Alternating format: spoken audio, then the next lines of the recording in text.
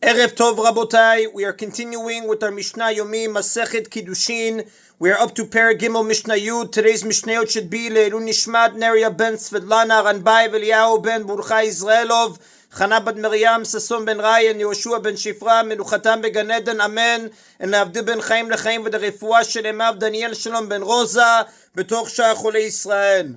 When a man betroths a woman, each one becomes forbidden to marry the other's close relatives, for example, their parents and siblings.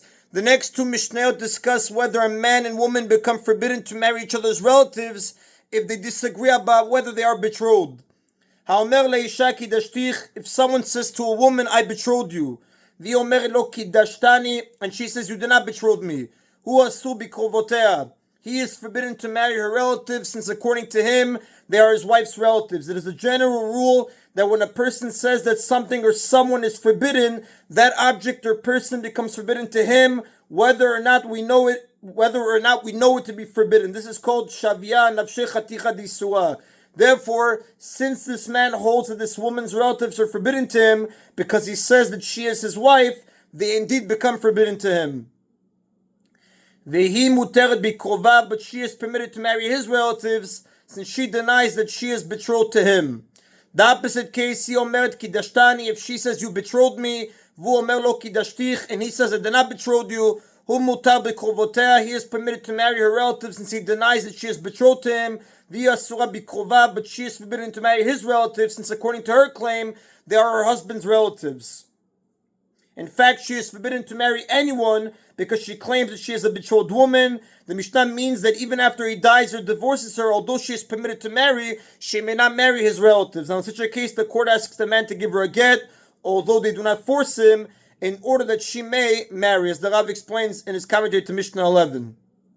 Another case, kiddashtich, if he says, I betrothed you, vi omeret lo kiddashta ela biti, and she says, you did not betroth me, rather you betrothed my daughter, who asu bikrovot gedolah, he is forbidden to marry the relatives of the older woman, meaning the mother, since he claims that she is his wife, ugdolah muteret bikrova, but the older woman is permitted to marry his relatives since she denies this claim, hu mutar bikrovot ktana, he is permitted to marry the relatives of the younger woman, the daughter, because he did not agree that he betrothed her. Now this refers to the relatives of the younger woman who are not also her mother's relatives, for example, her half-sister from a different mother. Uktana muteret bikrova, and the younger woman is permitted to marry his relatives because her mother's statement is not accepted with respect to her.